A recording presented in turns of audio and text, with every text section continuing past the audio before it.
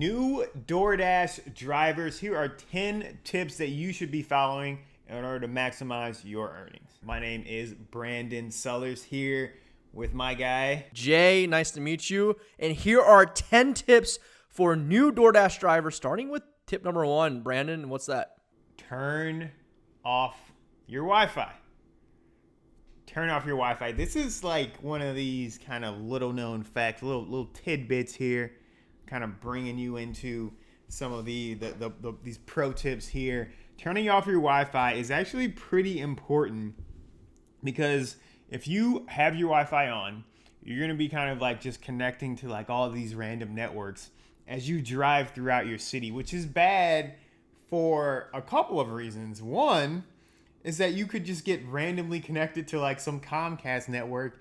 You get this. I was gonna say Xfinity networks. What? I get connected to Xfinity networks all the time, dude. Yeah, like this goddamn Xfinity networks. My phone may be connected to Xfinity as we speak. Yeah, every time I come to Pittsburgh, actually, I get connected to some random Xfinity account, and I'm like, why am I connected to this random Xfinity account? And Starbucks. What's worse, Starbucks or McDonald's as repeat offenders? Oh, it's got to be McDonald's because like Starbucks is at least good 1,000%. Wi-Fi. You know, Starbucks is solid Wi-Fi. McDonald's is trash Wi-Fi.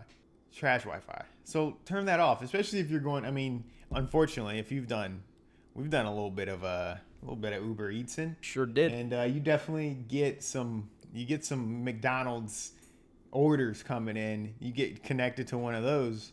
And you're going to be disconnected. You're going to be sitting here like in the parking lot wondering, hey, why am I not getting any orders? Oh, that's because you're on this crappy Wi-Fi. All right.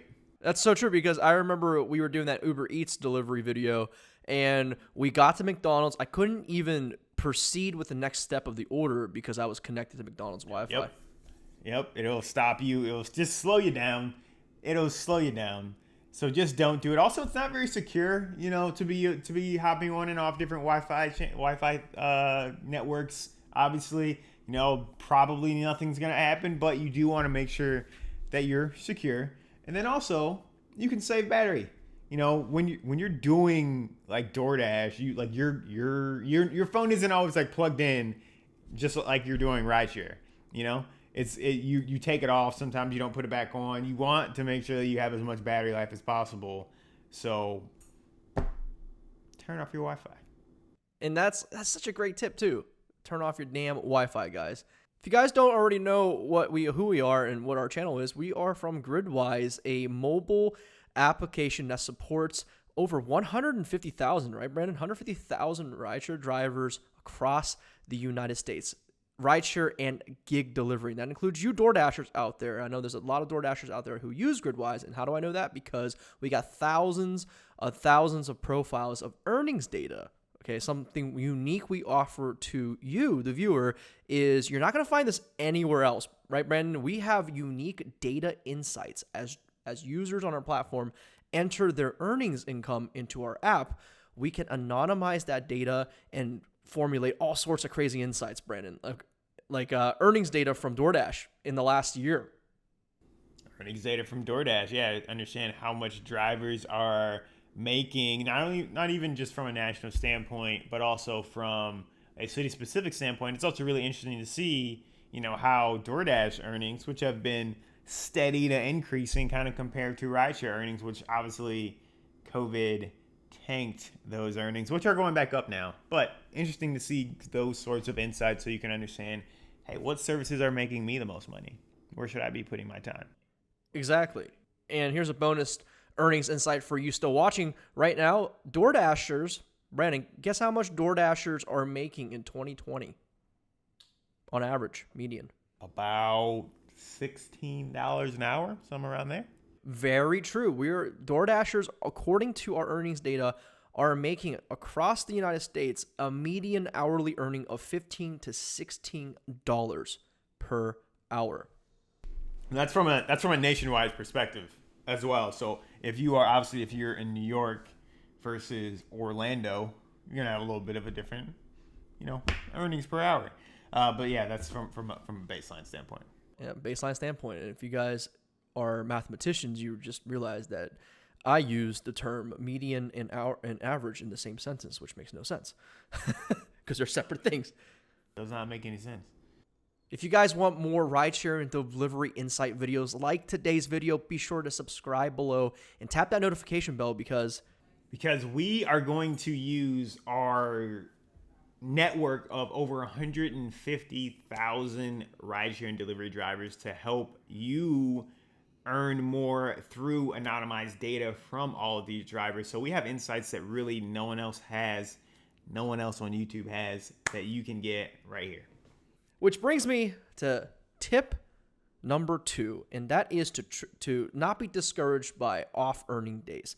Some of these days that you do DoorDash, you're just not going to make any money. On worst case scenario, you might actually lose money. Now, you might be wondering, how do you lose money if you're making money? Well, simple. There's hidden costs to all of these gig-style work jobs. There's vehicle depreciation. There's the mileage you put on your car. There's the gas, Brandon. The gas is the big one. With our rideshare drivers, about 30% of their total expenditure is actually on fuel to fill up their cars. So don't be discouraged if you are making less money than your goal, than what you expect, because like all businesses, and this is what this line of work is it's your own business. You have to treat it as such. You're going to have upswings and downswings.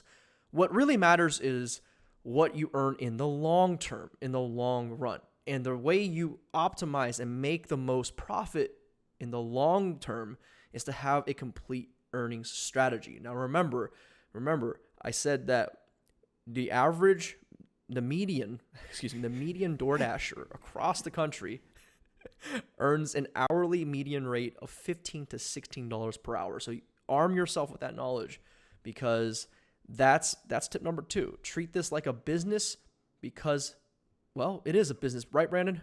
It is, and you are going to see your earnings kind of average out. I mean, I'm just going to segue right into tip number 3, which is basically don't get cocky here. You know, a lot of drivers, you start off and beginner's luck is real, you know? Like beginner's luck is such a real thing in so many things, and being like those fat $50 tips. Say that again? I used to get those fat $50 tips on Uber all the time. Yeah. I mean, it happens. You start driving, you know, or start doing delivery, and you get a super nice person. They lay on a $25 tip. Somebody else comes back, gives you a $15 tip. Maybe you end the night with like a huge order, $30 tip. All of a sudden, you're like, this is easy. This is cake. I'm making a ton of money. $200 an hour. Why don't I do this all day, every day, quit my job? Right. You quit your job, you know, let me log on at 2:30 p.m. And try to do a little DoorDashing without actually thinking through my strategy. Well, no, sir, don't get cocky. You need to make sure to understand that this is a business, and that $15 to $16 median, you know, you're probably going to true out to something around there. Some drivers do a little bit better, some drivers do a little bit worse, but that's where you're going to average out to. So you're going to have great days, you're going to have not so great days. But what you have to do is keep up grinding. No matter, don't get too high, don't get too low. Just keep on grinding, and everything's gonna true out to you know, that earnings amount that you expect there. So very much have a long-term view. And keep grinding it out. But brings me to tip number 4, and that's to grind it out with an earnings strategy and a business plan. Business plan. Now, what I mean by this is you can't just go into this doing whatever you want, accepting every order that comes to you, and driving whenever you want. That's a big one. A lot of new DoorDashers, they think they can just log on at, I don't know, Brandon, 3:47 in the morning. Like, who finna eat any food at 3:47 in the morning? Yeah. So think about it's that with a lot of delivery, like there's a lot of very common sense things. That's true. That's also true. Fair enough. But take that with a grain of salt, but take it seriously, because you need an earning strategy. You need a business plan. When you start treating your gig hustle as a business, then you'll start making that consistent income. And that's what we're talking about with tips, 2, 3, and 4, is having that consistent profit. Because as a business, like we said, again, this goes up and then goes down. It's predictable, but sometimes it's not. So have and stick to your earnings plan and your business strategy. Love it. One thing for me that I think every driver definitely needs to do is like treat your ride share, treat your gig work in general as a business. I don't know. I don't think this is one of the tips that we have on this list here, but definitely makes sense to drive for as many platforms as you can. You know, you're going to be driving for your DoorDashes, your Postmates, Uber Eats, etc.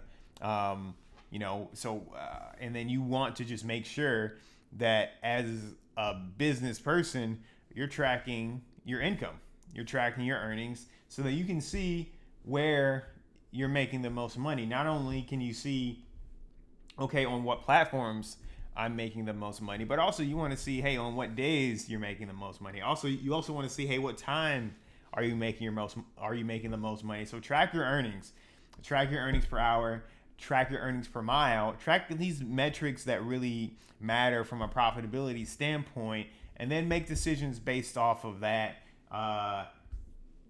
Gridwise does help you do that. It's a free app. You can go ahead and check it out. We kind of work there a little bit, so we're slightly biased, but Gridwise does help you do that for free to track how much you're making.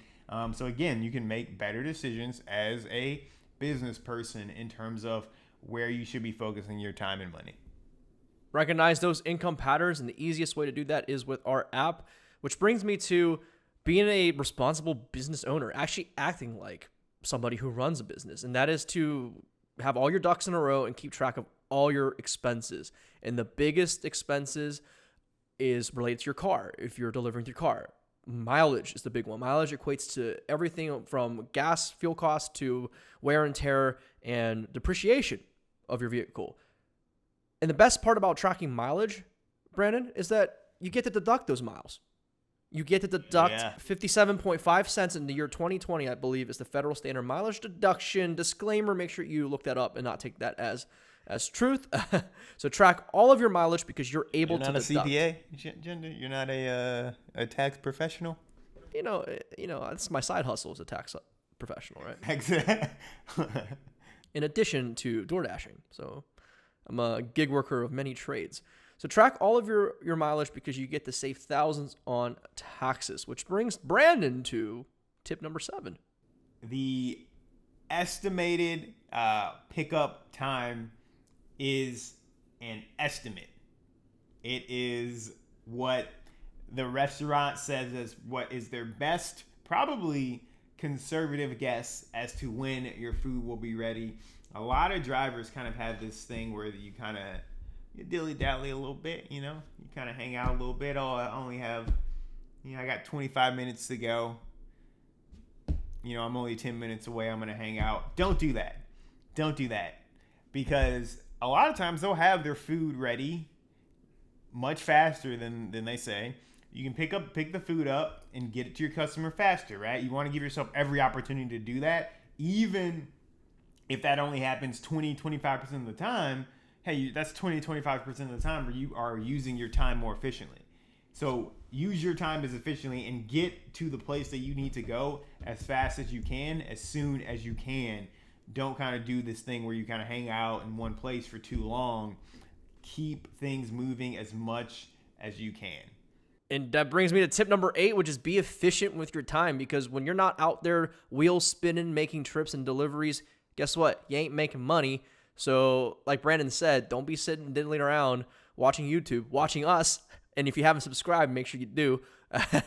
and be efficient with your trips. Get to the restaurant immediately when you get the ping and see if the order's ready. And when it's ready, immediately go to the destination, drop it off. And going back to turning your Wi-Fi off. You're not jumping on these Wi-Fi hotspots. You're maintaining a stable connection with DoorDash. You're going to get these pings as you drive around based on their dispatch system. So always be efficient with your time. Next, number 9 for all of you out there counting. I don't know if we have a counter somewhere or something like that, but number 9, on this channel, I think, sometimes if you listen to our channel, our podcasts, our videos, we can kind of seem like we're a little bit anti-Uber. We might be a little anti-DoorDash. We're not. But what we do want you as a driver to understand is where these companies are coming from. And they're always going to come from the standpoint of how can I, as DoorDash, myself as the entity of DoorDash, make more money. So when you see things like hotspots on DoorDash, that does not mean, hey, you immediately need to do this, or this is going to be best for your driving strategy. A lot of times they're not. A lot of times they just want you to stay on the DoorDash platform so that they can keep being able to deliver people food, because obviously supply is one big part of, their business model there. So they want to keep you on their platform. They're not necessarily trying to make you the most money. So in some instances, could it be good to go into hotspots? Maybe, but follow your own earnings, track your own results, and understand, hey, by going into these hotspots, how does that affect my earnings per hour? How does that affect my total earnings? Right? Look at your own data and then make a decision for yourself whether you need to focus on hotspots, or maybe you just need to turn on Postmates, the app, because maybe they're popping more so than DoorDash.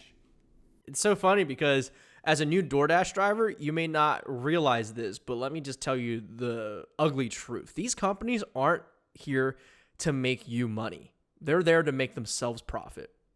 And you need to realize that as quickly as possible, that you're just a cog in the system. You got to treat it as such. So all the gimmicks that they throw at you, hotspots, surges, promotions, that's done with calculation, man. Like, they pay salaried people, mathematicians, marketing people like Brandon and I, analysts, to analyze and really refine just a sweet spot where they can dangle the carrot in front of you to make them the most money. And that's what all these companies do. So recognize that, and recognize that early, because it's going to save you a lot of pain and a lot of money in the long term. Which brings me to tip number 10, and that's just don't accept all trips, man. Some trips are just not worth the earnings payout. Do not accept trips under, let's say, $7, right? Because the federal minimum wage is $7.25, as I currently know. So if you're accepting a trip for under that, just think about the high likelihood that you might be making under minimum wage when that trip is over. How, you might ask, is through those hidden costs that we keep talking about: gas, mileage, depreciation. And also, some restaurants have estimated timers that are just estimates, right? It may be like over 30 minutes before you actually get the order. And then it may take you another 15 extra minutes because you got lost on the way to the delivery. So when that's all said and done, that trip that's netting you $7 took you an hour. Guess what? With all the hidden costs, you're making less than minimum wage for that trip. So do not accept under a certain amount. And how do you know what that certain amount is? All these tips tie together, guys. Track your earnings, figure out your own performance, compare your performance across the entire market, and then you'll figure out what that minimum for you is. Well, I hope these 10 tips help you make more money, or at least get you pointed in the right direction and thinking the right way. Once again, my name is Jay. And Brandon. And make sure you subscribe and tap that notification bell, and we'll see you on the next tips video.